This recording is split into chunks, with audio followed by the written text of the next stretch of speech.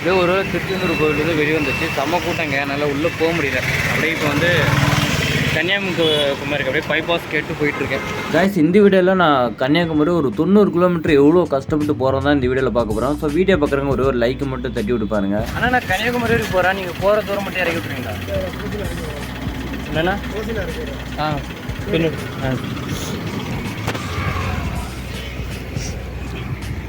ஆனால் போகலாம். அப்புறம் இந்த டெம்போக்கார அண்ணன் ஐஸ் கட்டி வந்து வாங்க வந்தார். அந்த ஐஸ் கட்டி வாங்கிட்டு ஸோ அது உடைச்சி தூளாக்கி கொண்டு போகணும். ஸோ அதுக்காக வந்து வெயிட் பண்ணி அந்த பெரிய ஐஸ் கட்டி எடுத்து அந்த மிஷினில் போட்டோன்னே அந்த ஐஸ் கட்டி அப்படியே தூளாக ஆகுது. பார்த்தீங்களா? தூளாக ஐஸ் கட்டி வாங்கிட்டு ஸோ வண்டியில் போட்டு வண்டி கிளம்பிடுச்சு. கைஸ், இன்னும் கன்னியாகுமரி ஒரு 78 கிலோமீட்டர் தான். மதியானம் ஆச்சா நம்மளுக்கு பசி எடுத்துச்சு, அதனால் கடையில் போய் சாப்பிடலாம் பார்த்தா பிரியாணி மட்டும் தான் இருந்துச்சு. அண்ணா ஒரு பிரியாணி அப்படின்னு சொல்லிடுச்சு, அதுவும் சிக்கன் பிரியாணிங்க. சாப்பிட்டேன். ஒரு 1.5 கிலோமீட்டர் வந்து நடந்து வந்துட்டேன். இன்னும் யாரும் லிஃப்ட் தரல. செம்மவே இல்லை அடிக்கிறது, போடுன்னு போடுது வண்டியில். ஏன் இப்படி வேகமாக ஓடுதுன்னா, நமக்கு ஒரு டெம்போக்கார அண்ணன் வந்து நிறுத்தினாரு. ஸோ திடீர்னு வந்து வீடியோ எடுக்க முடியல, அப்போ போகக்கூட தான் வீடியோ எடுத்துருந்தேன். பார்த்தீங்கன்னா அது ஒரு பாலைவனத்து நடுவில் ஒரு நல்லா கைஸ். இந்த யாரும் எல்லாம் காட்டுக்குள்ளே நம்மளை இந்த டெம்போக்கார அண்ணன் இறக்கி விட்டு ஸோ போயிட்டாரு. ஸோ இங்கிருந்து எப்படா போகிறது, யாரா லிஃப்ட் தரேன்னு நான் மட்டும் நின்றுருந்தேங்க.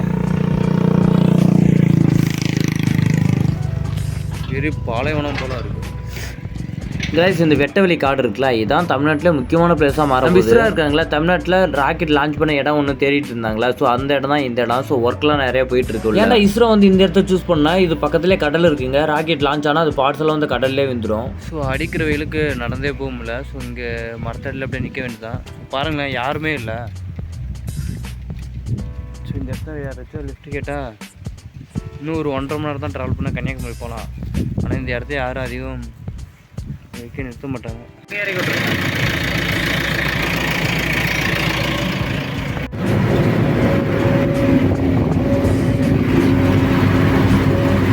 ஸோ இந்த டிரைவர் அண்ணா இருக்கார்ல, இவர் தான் வந்து சொன்னார், இந்த இங்கே தான்ப்பா ராக்கெட் லான்ச் ஆக போகுது, இனிமேட்டு அதுக்காக தான் நாங்கள் வேலை செஞ்சுட்ருக்கோம் அப்படின்னு சொல்லிட்டு இருந்தார். ட்ராவல் பண்ணேன் லிஃப்ட் அண்ட் வால்ஸில் ட்ராவல் பண்ணுறேண்ணா. நடந்தா? நடந்து லிஃப்ட் கேட்டேண்ணா. கைஸ், நீண்ட நேரம் நம்ம வந்து வெயிலே நடந்து போயிட்டு இருந்தோம். அதை பார்த்துட்டு ஒரு கார்கார அண்ணா வந்து நிறுத்தினாரு. அண்ணா தேங்க்ஸ். இறக்கி விட்டா போதும்.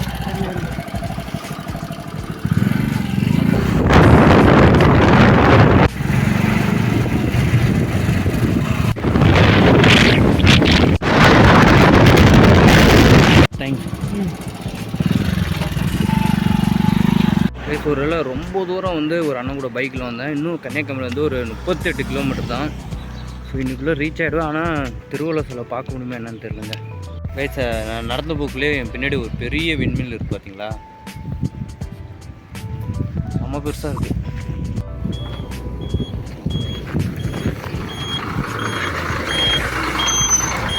ஆனால் கன்னியாகுமரி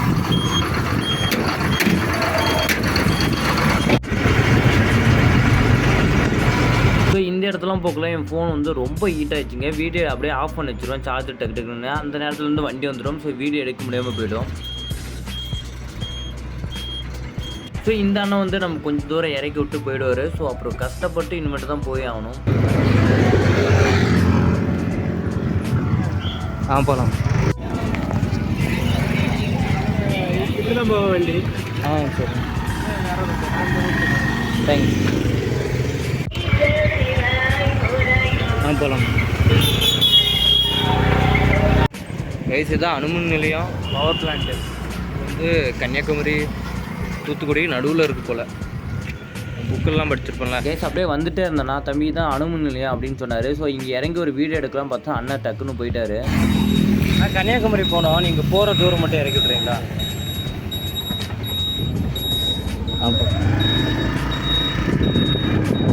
இப்படியே கன்னியாகுமரி.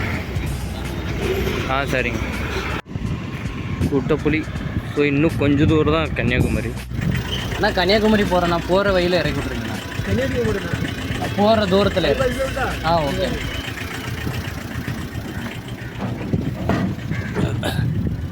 போகலாம். கைஸ், அப்போ இந்த டெம்பிளில் போயிட்டுருக்குள்ள பார்த்தா இன்னும் 10 கிலோமீட்டர் தாங்க கன்னியாகுமரி. நாங்கள் விட்டு போன டெம்போ.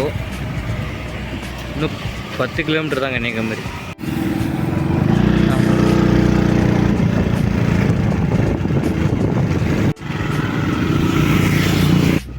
கன்னியாகுமரி மாவட்டம் தங்களை அன்புடன் வரவேற்கிறது. இப்படியே போனால் கன்னியாகுமரி சிலைக்கு போயிடலாம்.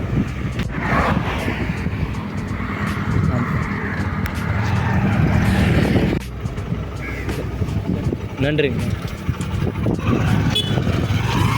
ஒரு டெம்போவில் போய் வந்தேன்ல, அதில் வந்து என் தொப்பி விட்டுவிட்டேன். வந்துட்டு வெயில் அடிக்க எப்படி தாங்க போகிறேன்னு தெரில. தொப்பி இருந்ததில் எதோ அட்ஜஸ்ட் பண்ணிக்கிட்டேன். தொப்பி வரையில.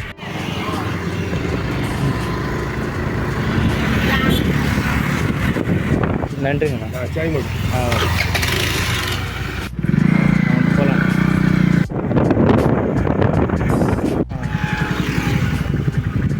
நன்றிங்க.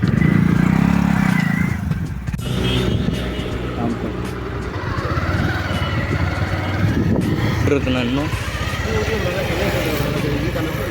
சரி ஓகே.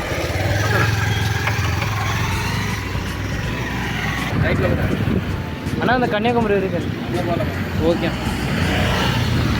கைஸ், ஒரு அண்ணன் வந்து நம்மளை விட்டுட்டு போனார். நம்மளால் வீடியோ எடுக்க முடியல. ஸோ அப்புறமேட்டு கன்னியாகுமரி அந்த ஆர்ச்சிட்டு வந்து கன்னியாகுமரி அந்த ஆர்ச்சிட்லேருந்து 1 கிலோமீட்டர் நடந்து போனால் ஸோ நம்ம சிலையை போய் பார்த்தோம். ஆனால் என்ன பிரச்சனை, சிலையை நம்ம பக்கத்தில் போய் பார்க்க முடியாது. ஏன்னா 4 மணிக்கே க்ளோஸ் பண்ணுவாங்க. நான் வந்தது 5 மணி தாங்க. கைஸ், சிலைக்கு போகிற வழி வந்து வேறையாக இருக்குது. நாம் வந்து மண்டபத்துக்கு காந்தி மண்டபம் வழியாக வந்தோம்.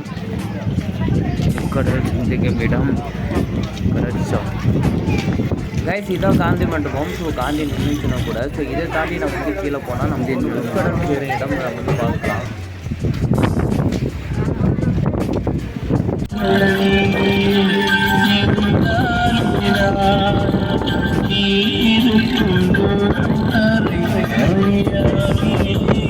கைஸ், இந்த ஆர்ச்சி போல இருக்குல்ல, இதான் சுனாமியில் இருந்தவர்களுக்கு ஒரு நினைவு சின்னமாக வச்சுருக்காங்க.